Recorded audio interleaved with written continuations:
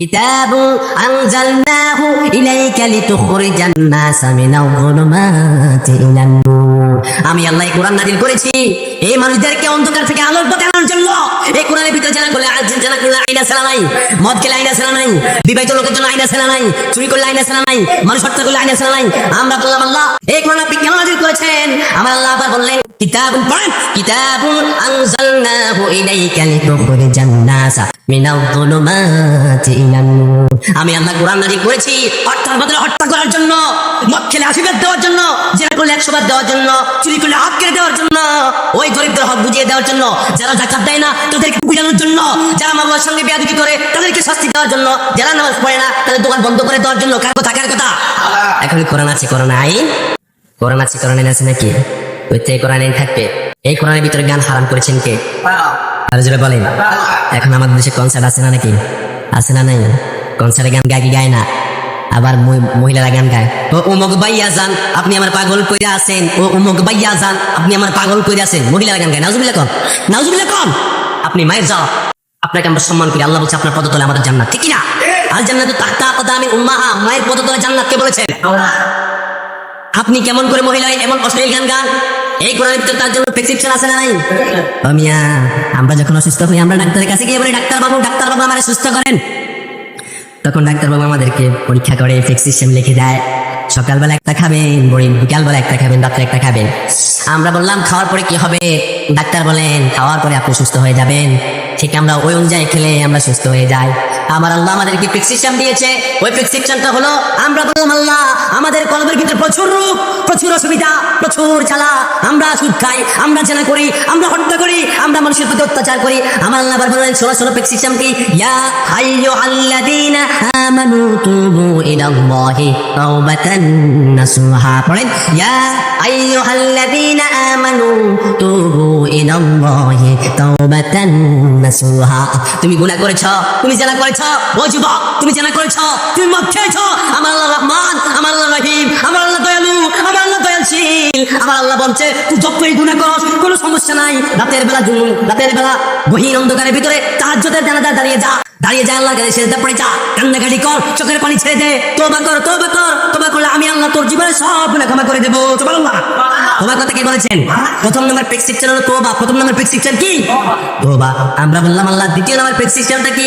আমার আল্লাহ বলেন দ্বিতীয় নাম্বার প্রেসক্রিপশন হলো তুমি যখন এই কোরআনের কাছে যাবা সূরা ফাতিহা পড়ো। আমরা বললাম আল্লাহ সূরা ফাতিহার প্রথমে কি আছে? আল্লাহ বলেন শোনো, সূরা ফাতিহার প্রথমে আমি আল্লাহ রাব্বুল আলামিন নিজে বলে দিলাম।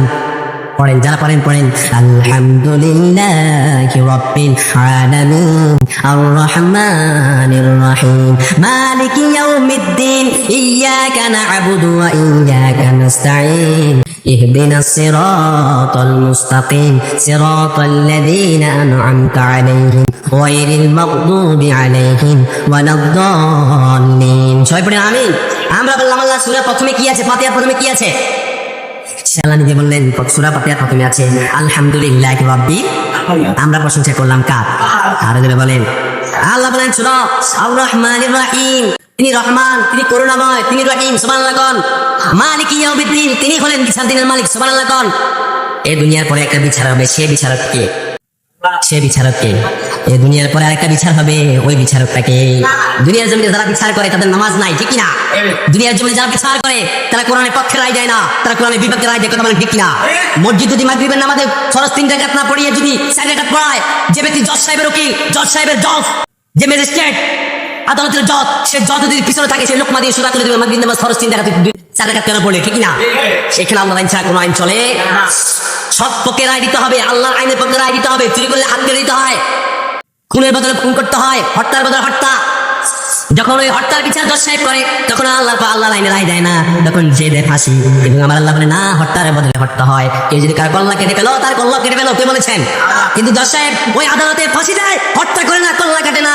ওই যে ঢাকা সোহাগকে হত্যা করেছে পাথর মেরে, যদি ইসলাম থাকতো যারা সোহাগকে মেরেছে তাদেরকে পাথর মেরে হত্যা করা হতো, ঠিক না? আমার দেশে ইসলাম নাই। যদি ইসলাম থাকতো হত্যার এই বিচারগুলো এই জমিনে। আপনার কি মনে কষ্ট আপনাদের? সময় কি শেষ? আর একটু সময় আছে। আমরা বললাম আমাদেরকে পরবর্তী প্রেসক্রিপশনটা আপনি আমাদেরকে বলে দেন। সে আল্লাহ বলেন মালিক ইয়াউমিদ্দিন, বিচার দিনের মালিক আমি আল্লাহ। সুবহানাল্লাহ কোন। আমরা বললাম আল্লাহ যদি আপনি বিচার দিনের মালিক হন, আমাদের দ্বিতীয় নাম্বার করণীয় কি? আমার আল্লাহ বলে শোনো, যদি আমি বিচার দিনের মালিক হই, তোমাদের দ্বিতীয় নম্বর কারণ হলো ইয়াকা না'বুদু ওয়া ইয়াকা নাস্তাঈন। আমি আল্লাহ বিচার দিনের মালিক, এজন্য তোমরা আমি আল্লাহর ইবাদত করবা, আবার আমি আল্লাহর কাছে সাহায্য চাইবা। সুবহানাল্লাহ। ইবাদত হবে কার? আরো জোরে বলেন। সাহায্য চাইবেন কার কাছে? আপনার পায়ের নিচে পিটা দরকার, চাইবেন কার কাছে? আপনার মেয়ের বিয়ে হয় না, চাইবেন কার কাছে? আপনার ছেলে বিদেশে বিপদে আছে, চাইবেন কার কাছে? আল্লাহর কাছে চাইবেন। আল্লাহ ছাড়া দেওয়ার মালিক কেউ আছে? আর যেমন কেউ আছে? এখানে আমার আল্লাহ বলেন শুধু আমার কাছে চাইবা, আমি ছাড়া দেওয়ার মালিক কেউ নাই। আমরা বললাম আল্লাহ, তারপরে প্রেসক্রিপশনটা কি আপনি বলে দেন। আল্লাহ বলেন ইহদিনাস সিরাতাল মুস্তাকিম সিরাতাল লাযিনা আন'আমতা আলাইহিম গায়রিল মাগদুবি আলাইহিম ওয়ালাদ-দাল্লিন। দ্বিতীয় নাম্বার প্রেসক্রিপশনটা হলো ইহদিনাস সিরাতাল মুস্তাকিম, তোমরা আমার সঠিক সরল পথ অনুসরণ করবা, আমার কোরআনের পথ অনুসরণ করবা, ডানে বামে পথে যাবা না। এই কোরআনের রাজনীতি করবা, এই কোরআনের সমাজনীতি করবা, কোরআন দিয়ে সংসদে মন্ত্রী পাঠাবা, কোরআন দিয়ে সমাজে বিচার করবা, কোরআন দিয়ে চেয়ারম্যান বানাবা, কোরআন দিয়ে মেম্বার বানাবা, কোরআন দিয়ে সমাজ পরিচালনা করবা, কোরআন দিয়ে দোকান পরিচালনা করবা। এইগুলা পরিচালনা করলে তোমাদেরকে শান্তি দিয়ে বসিত করবেন তিনি কে? আর যারা বলেন আমরা বললাম আল্লাহ কত দারুণ দারুণ কথা বলেন। এগুলো যদি আমরা মানি, আপনি আমাদেরকে কি দিবেন? আপনি আমাদেরকে কি দিবেন? আল্লাহ বলে শোনো, যদি তোমরা এগুলো মানতে পারো, তোমাদের জন্য বিশাল বড় একটা নিয়ামত আছে। আমরা বললাম আল্লাহ ওই নিয়ামতটাকে আপনি আমাদেরকে বলে দেন। সে আল্লাহ নিজে বলেন লা ইয়াস্তাউই আসহাবুন নারি ওয়া আসহাবুল জান্নাহ, আসহাবুল জান্নাতি হুমুল ফাইজুন। লা ইয়াস্তাউই আসহাবুন নারি ওয়া আসহাবুল জান্নাহ, আসহাবুল জান্নাতি হুমুল ফাইজুন। তোমাদের জন্য পুরস্কার হলো জান্নাত আর জাহান্নামবাসী দুজন সমান হবে না। তোমরা যারা জান্নাতে ঢুকবা তারাই হবে সফল। সুবহানাল্লাহ। তাহলে এই কাজগুলো করলে আমাদেরকে যিনি সফল হিসেবে ঘোষণা করেছেন তিনি কে? সে আল্লাহকে ভালোবাসুন তো। কথা বলেন, সে আল্লাহকে ভালোবাসুন তো। সে আল্লাহর নাম গুণগান গান তো। সে আল্লাহ তাসবিহ পড়েন তো, ফজর পড়েন তো, আসর পড়েন তো, নাকি শুধু পেরি আর বিড়ি, বই আর বই? কোরআন না জানার কারণে নারীরা উলঙ্গ ভাবে রাস্তা বেরিয়ে যায় কিনা? কোরআন না জানার কারণে গান বাজনা যুবকেরা শুনে কি শুনে না? আর যারা বলেন শুনে কি শুনে না? আমার যুবক ভাইরা, তোমাদের গানের কারণে এই জমিনে ভূমিকম্প হয়, তোমাদের গানের কারণে।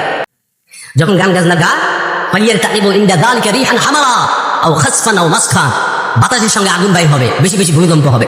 যেমন রাশিয়াতে ভূমিকম্প হলো 8.2%, 8.2 একটা ভূমিকম্প হয়েছে। পুরা রাশিয়ার বিশাল বড় বড় বিল্ডিং গুলোকে যিনি জমিনের তলে পুঁতিয়ে দিয়েছেন তিনি কে? এগুলো গুনার কারণ হয়। যেখানে জেনা চলে, যেখানে মদ চলে, যেখানে হারাম চলে, ওইখানে আল্লাহর গজব পড়ে। কথা বলেন ঠিক না? জেনা চলে, মদ চলে, হারাম চলে, ওইখানে তিনটা জিনিস দেখা যায়। বিশ্বনবী সাল্লাল্লাহু আলাইহি সাল্লাম বলেন কিয়ামতের পূর্বে বছর হয়ে যাবে মাসের মতন, বছর হবে মাসের মতন, মাস হয়ে যাবে সপ্তাহের মতন, সপ্তাহ হয়ে যাবে দিনের মতো।